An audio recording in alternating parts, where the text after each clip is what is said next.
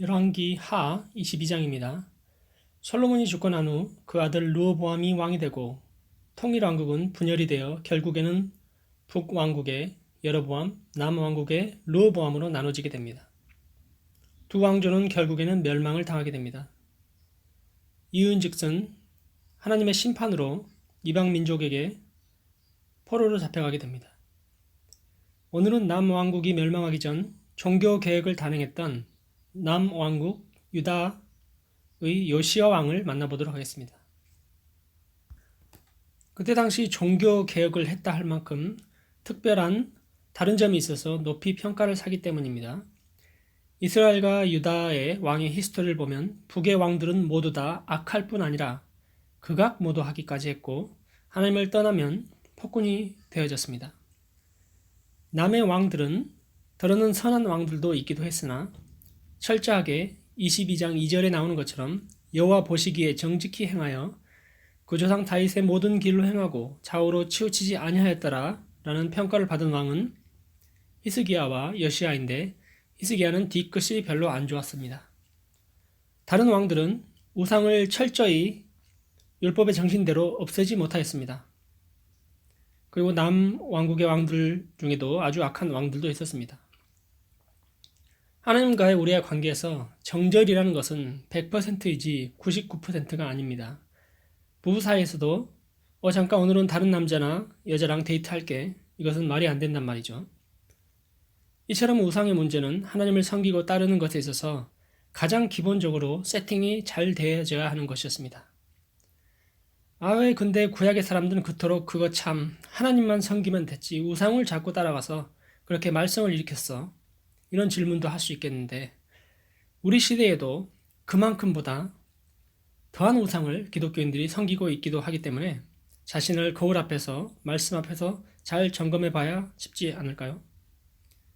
저도 또한 뜨끔한 경우도 있습니다. 그런 우상을 내 안의 우상을 없애기에 계속 기도하게 되어집니다. 진정 잘못되어졌다면 회개하고 돌아서고 철저한 인생의 개혁을 이루어 나아가야 할 것입니다.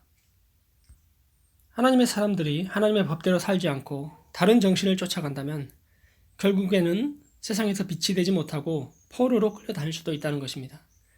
세상이 가자는 대로 타협해서 여기로 갔다 저기로 갔다 좌로나 우로나 치우치는 것이죠.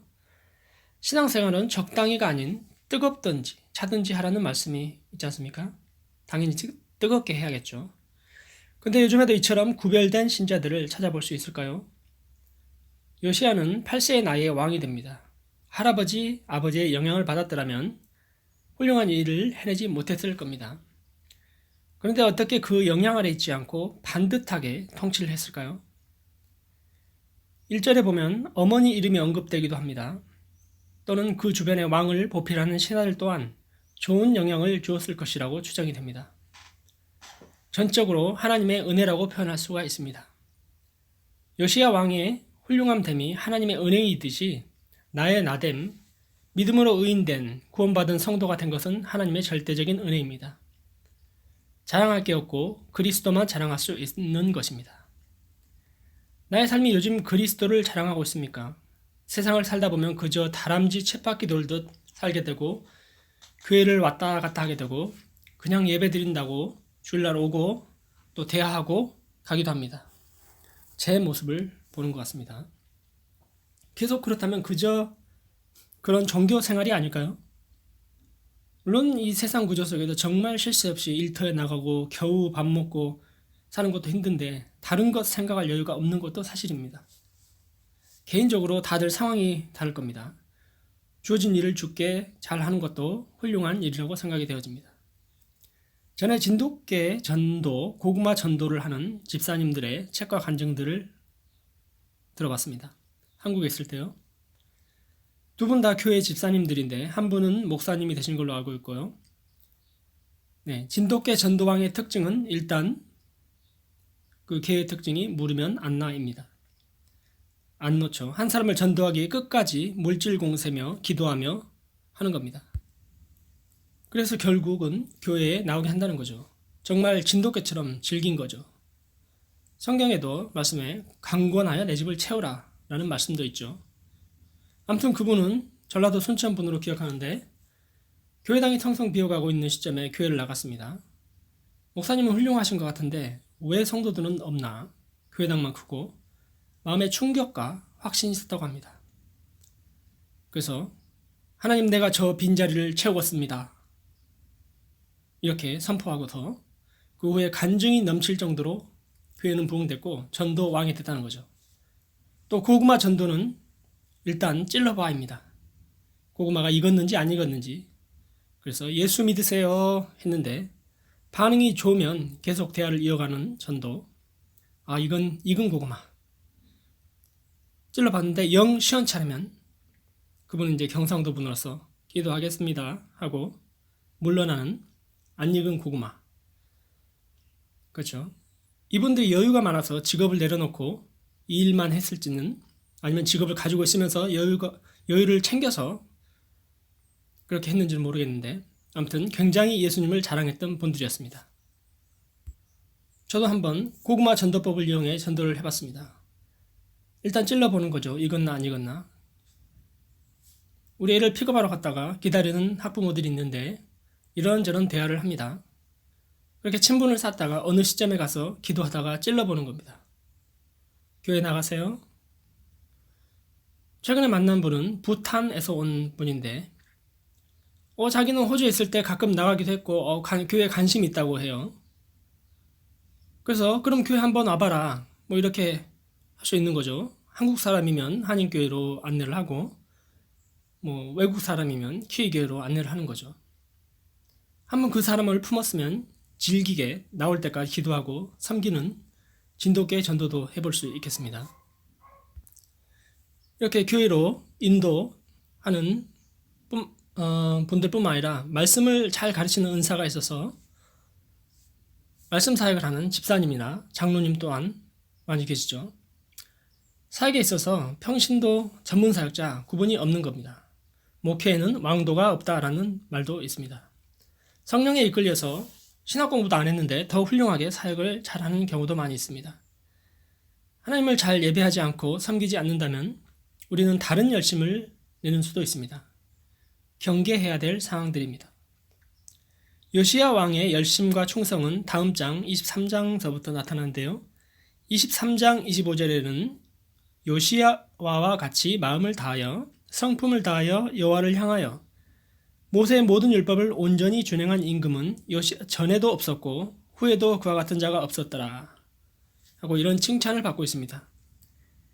그래서 요시야 당시에는 여호와의 진노가 보류되게 되었던 겁니다. 3절서부터는 요시야에 행한 업적들이 나타나는데 첫째는 성전을 수리합니다. 그전 왕 아사나 요아스 왕 때도 시도가 되긴 했습니다. 오랫동안 안 되고 있다가 그 성전이 우상을 위한 단들로 더럽혀지다가 다시금 수리가 되어집니다. 그 성전 수리를 하던 중에 왕과 신하가 행하는 것이 진실하여 7절에 저희 손에 붙인 은을 회개하지 아니하였다. 계산을 안 하고 믿었다 이 말이죠. 이 정도로 서로 믿었다는 말이 되겠습니다. 리더십의 기본 요소들 중에는 신뢰가 바탕이 됩니다. 서로가 서로를 믿고 맡길 수 있는가라는 문제죠. 사실 타락한 세상에서 온전한 신뢰를 기대할 수 없는 것도 사실이긴 합니다. 어쨌든 간에 이 이상적인 모델은 있다는 겁니다.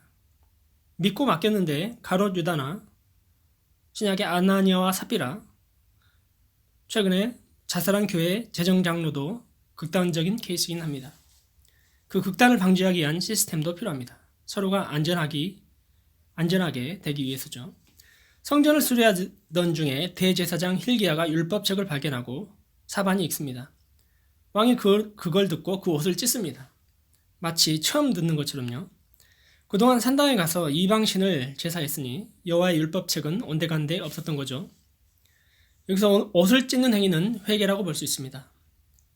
여호와의 말씀을 들어보니 자기네 선조들과 왕 자신 본인도 레위기와 신명기에 말씀하신 하나님의 계명에 기초하지 않고 언약을 배반한 삶을 살아왔다는 것을 깨닫게 됩니다.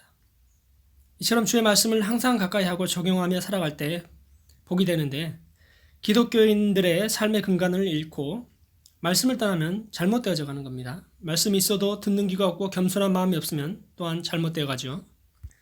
초대교회 초대 교회 이후 기독교는 중세시대 부패를 경험한 후 종교 개혁자들이 나타났습니다. 카톨릭을 개혁한 것이 개신교가 되어졌습니다. 물론 카톨릭 자체도 개혁을 했다고는 합니다. 개혁한 개신교 또한 또 다른 개혁이 일어나야 한다는 목소리도 나옵니다. 개신교에 몸담고 있는 나 자신부터 개혁을 이루어 가야 할 것입니다.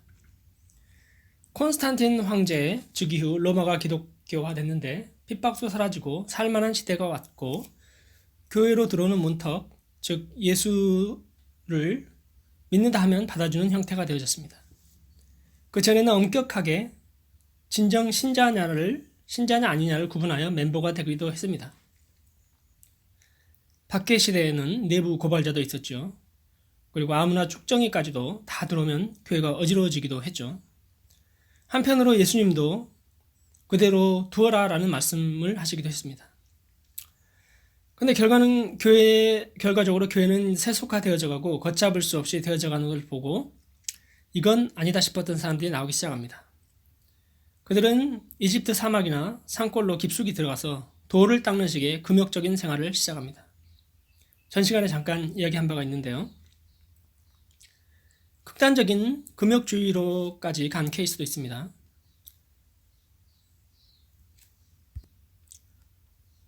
모든 걸 버리고 재산까지도 기부하고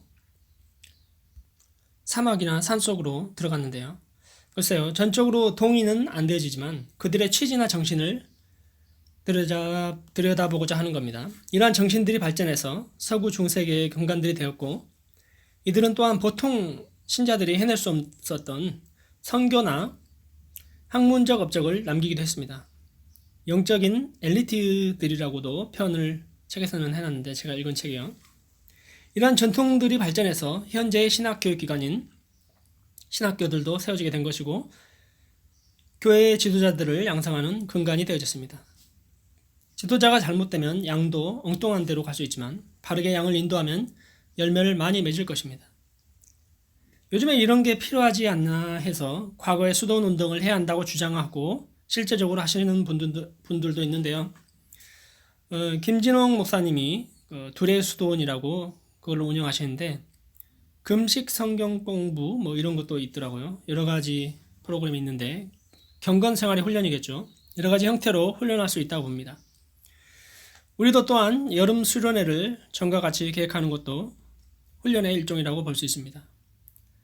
사막으로 간 이 사람들 석쇠와 인연을 끊고 마치 불교 같죠.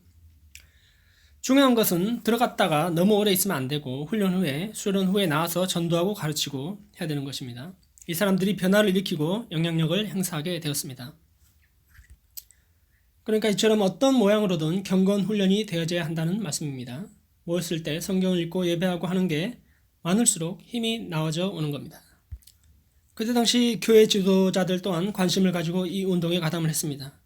그러나 극단적인 금욕주의적인 형태는 배제되고 건강한 형태로 조직들이 형성이 됩니다. 서구 교회에 중세 교회의 근간이 되어지고 연구기관들이 나오지게 됩니다. 사회에도 도움이 되고 그들의 세력이 나름대로 커지고 또 부유해지기 시작합니다. 그래서 또 문제가 되었던 겁니다. 자꾸 부유해지려고 하면 사람이 자꾸 딴 생각을 하게 되나 봅니다. 그래서 바울은 디모데전서 6장 6절에서 10절에 그러나 지족하는 마음이 있으면 경건에 큰 이익이 됐느니라. 만족하는 마음이죠. 우리가 세상에 아무것도 가지고 온 것이 없음에 또한 아무것도 가지고 가지 못하리니 우리가 먹을 것과 입을 것이 있은즉 족한 줄로 알 것이니라. 부하려는 자들은 시험과 올무와 여러 가지 어리석고 해로운 정욕에 떨어지나니 곧 사람으로 침륜과 멸망에 빠지게 하는 것이라. 돈을 사랑함이 일만하게 뿌리가 되나니 이것을 사모하는 자들이 미혹을 받아 믿음에서 떠나는 많은 근심으로써 자기를 찔렀도다. 이런 차원에서 부는 어쩌면 경계해야 되는 대상입니다. 자신의 안락추구가 아닌 하나님을 위한 부, 이웃을 위한 부는 인정을 받을 것입니다. 오늘 요시야 왕의 종교개혁을 다루고 있는 가운데 우리 또한 어떠한 개혁이 필요하지 않은지 생각을 해보게 됩니다. 너만 개혁하면 돼. 뭐 이런 태도로 사는 사람을 판단하거나 정죄하면 겸손한 마음이 아니죠. 뉴질랜드 현지 교회는 출석인이 4% 미만인 선교지로 분류가 됩니다. 반면에 한인 기독교회는 2013년 통계에 의하면 천주교, 개신교 포함해서 한인 인구 절반 이상이 출석교인이고 그 중에 3분의 1이 개신교입니다. 상당한 분포도입니다. 그런데 이렇게 분포한 기독교도 정체가 되고 거기에만 머물러 있으면 고인물이 되고 맙니다. 너무 설교를 많이 들은 나머지 다 아는 것처럼 알게 됩니다. 그러나 행함이 없는 믿음은 죽은 믿음 아니겠습니까? 다 알았으면 다른 사람을 전도하고 가르쳐서 세례주고 교회는 자꾸 세워져 가야 할 것입니다. 자꾸 퍼져나가야 할 것입니다. 성경을 배우는 일에, 교회를 바르게 세우는 일에 세계 선교를 감당하는 한인교회 되어져 갔으면 합니다. 기도드리겠습니다. 주님, 연약한 우리 인간은 한시도 주님 인도가 없으면 잘못된 길로 가기가 십상입니다. 주의 율례와 계명을 지키고 주의 말씀으로 인도받는 복된 성도 되기 원합니다. 우리의 후손들 또한 그 무엇보다 신앙의 의사를 잘 물려받아 세속화되어지지 않고 살아있는 주님의 교회를 이어져 가는 사람들 많이 나오게 도와주시옵소서. 예수님 이름으로 기도드립니다. 아멘.